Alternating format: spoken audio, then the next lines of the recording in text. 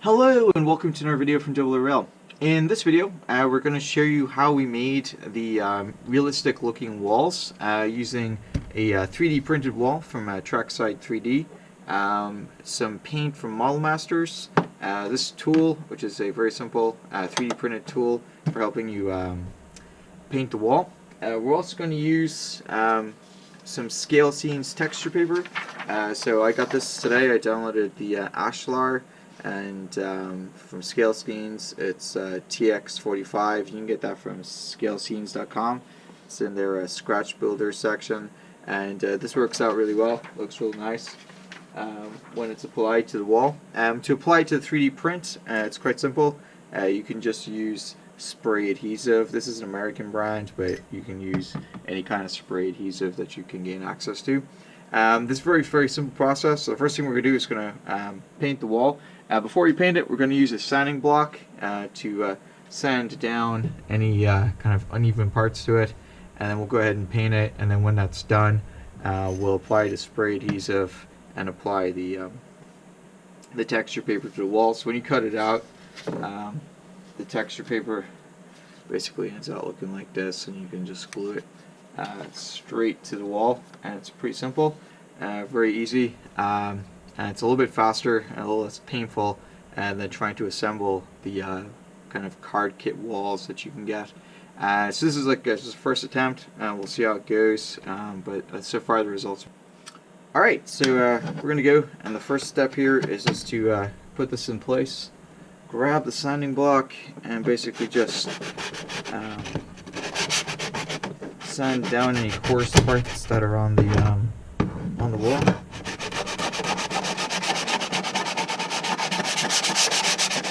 Now this one came straight out of the 3D printer. If you don't want to have the edges, you can try to print it without bed adhesion. Your mileage may vary though. This is a longer one, so it tends to curl up if you don't have bed adhesion since it's printed that way. But it doesn't take very long, and you kind of get a more concrete, realistic texture to it as well. I'm sure you can see that in the light, but it works pretty well. So next up, we're going to go and slot that in, like so, into the tool, and then you can just pivot around as much as you want. I'm going to move some of the stuff out of the way to have a bit more room. I've got a whole bunch of projects going on this week, so alright, so next up is just simply shake the paint. This is aged concrete from Model Masters. It's a whole bunch of different concrete and aged concrete products you can get out there, but I really like the Model Masters one. It's reasonably priced and works pretty well.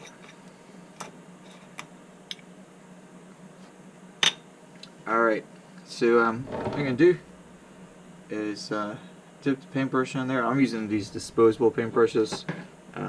They're just easier to deal with. So you're going to paint it a little bit on the side, and then underneath here, and then we're going to paint underneath here as well. We'll flip it around. But you can see here the tool makes it really easy just to hold it in place. You don't have to mess around with anything. It makes it pretty painless. So the reason we're painting this as kind of aged concrete color is we're going to use the Ashlar, like I said, from Scale Scenes. If you're using a red brick or a different kind of texture paper, you might want to match it to kind of photo or whatever you're kind of modeling, and make sure that you've used the kind of right colors for the wall so it doesn't look out of place. One thing I do recommend is just maybe like a millimeter or two, letting the paint overrun when you paint the underside, just so that if there's any kind of inconsistencies with your 3D print, which can happen depending on your settings and your printer. We've got the AG Auroras pretty well configured and tested now, so we don't get much, if any, kind of warping of the prints or curving of the prints. And with these longer walls, if we do them at a slower print speed, we can get like a little bit of curvature, but it's not anything that you're going to notice, and it's a lot quicker, and you get a solid wall out of it as well, which is kind of handy. So typically you're going to need about 2 coats of paint on the concrete, just to make it look right. You want to try to get it into all the crevices that are on the print. Now we 3D printed this onto painter's tape. It's PLA, and by printing onto painter's tape, it's kind of what gives this kind of texture along the top that you see. And that's actually kind of cool for what we want to do, because it actually makes it look like kind of an aged concrete, kind of random kind of look. And you get that when the painter's tape is actually heated with the heated bed as the print is built, and so it picks up the impression into the 3D print. And so I'm just going to do the same thing on the edge, as you can see. We'll flick it around and just paint it like so. So the only thing we have left to do is the underneath, and what I typically do is just grab the paintbrush and just do this. And what you're going to end up having happen is the corner of the paintbrush, because it's cheap, will end up hitting the top of the print. And I'm not worried about that, because I'm going to cover that up with the ashlar texture paper. And if for some reason the ashlar texture paper isn't quite straight due to my cutting with the scissors, or whether the print is slightly uneven because of the printer and the heat, it won't matter. The colors will blend in, you won't notice it. So it works pretty well.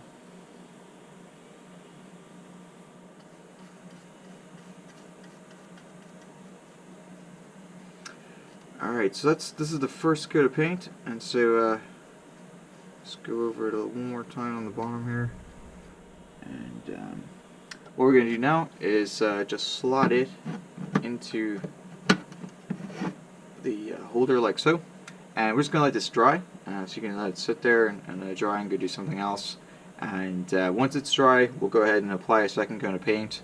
I'm not going to have you guys sit through and watch me paint through a second coat of this, so what I'll do is I'll paint the second coat here in a little bit when it's dried, and we'll just show you the results, and then we'll go on to the next stage.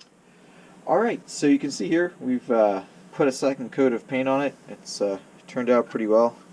You can see there it's got a little strip along the top, just in case there's a height difference with the texture. So what we're going to do next is basically apply the texture paper. It's pretty straightforward. This here is the ashlar from scalescenes.com. You can get printable texture paper from a variety of locations. I like doing some scale scenes. They work pretty well. Justin over at Mall Railway Scenery, he's got a wide range of some pretty cool textures as well, and so I find that it's useful to sort of mix them up a little bit on the layout. Otherwise you kind of get a more of a kind of looks the same sort of feel to your layout. So there's also 3DK up in Canada. They also have downloadable kits as well, and their textures are pretty high quality as well. So it's a good selection of options. There may be more. Those are the 3 that I primarily use. I think maybe Smart Models as well in the UK has downloadable textures. So these are quite straightforward. You just download the PDF file after you pay them, and just print it out to your laser printer or inkjet printer as many times as you want. This one was printed on an old HP 3800 Colour LaserJet, and it's turned out pretty well.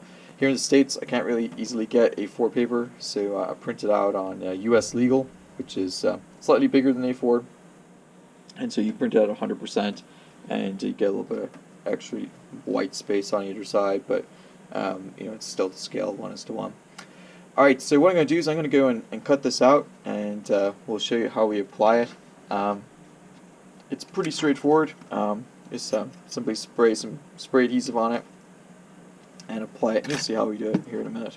Alright, so I'm going to go grab a pair of scissors and cut that out, and then we'll show you the Okay, Okay, so you can see here we've cut out the texture sheet, so it's obviously bigger than what we're using here. And so what we need to do is figure out where we need to cut it down.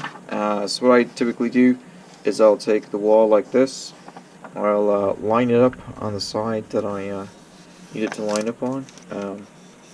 So with this wall we're overlapping it on the far side so that you don't have these, actually I'm on the inside here, so we don't have these gaps between the walls. So what I do is just roughly find the edge when it's flat like so, and just work my way down it like so. And then what you can do is you start to get that crease line, and you just make sure it is flattened out, and then just run it along. Get along like so, and you end up with enough of a crease line that you can now cut it. So what we'll do is set the wall aside, and hopefully you can see on camera there's some crease lines, and we want the one. So we're basically going to put this at the bottom of the wall so that it works okay. So we go and take the scissors like so, and then just basically cut along that rear crease line. It doesn't have to be perfect. It's going to be hidden by the base of the wall anyway. See, I'm not very good at cutting. And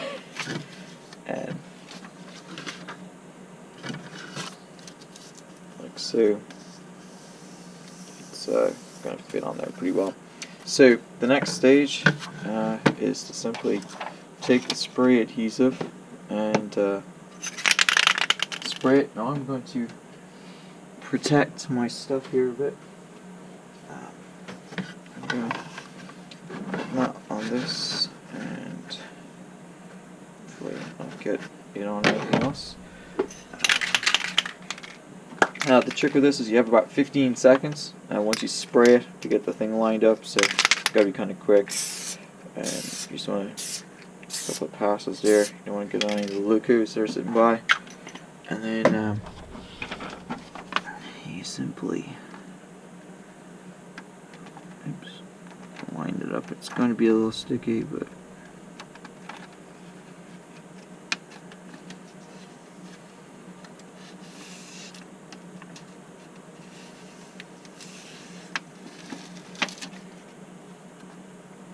make sure that it's lined up so there's no gray showing, and that you don't have any issues. And then you just simply work out any bubbles out of it and make sure it folds down the crease line like so. And then what I typically do is I will take a glue stick and run it down right down through here, and excess, and just apply it. And obviously it's not going to be totally clean because I didn't cut it straight, but it doesn't really matter. And then this is pretty much ready to go down on the layout like so. So that's our end result with the wall. You want to make sure that it's no bubbles in there, and you're good to go. Alright, so that's it for this video. We'll leave you with some shots of it on the layout with the finished wall. But it's pretty easy. It's 3D print, paint, and then glue your favorite texture to it. It turns out pretty well. And you can do this as well with any of our 3D printed buildings. It's a little bit trickier. You gotta kind of cut a template out, but it's pretty straightforward, and it's worth the effort, and it's still a lot quicker than trying to build it with a card kit. Alright, so that's it for today's video. I hope you enjoyed it, and until next time.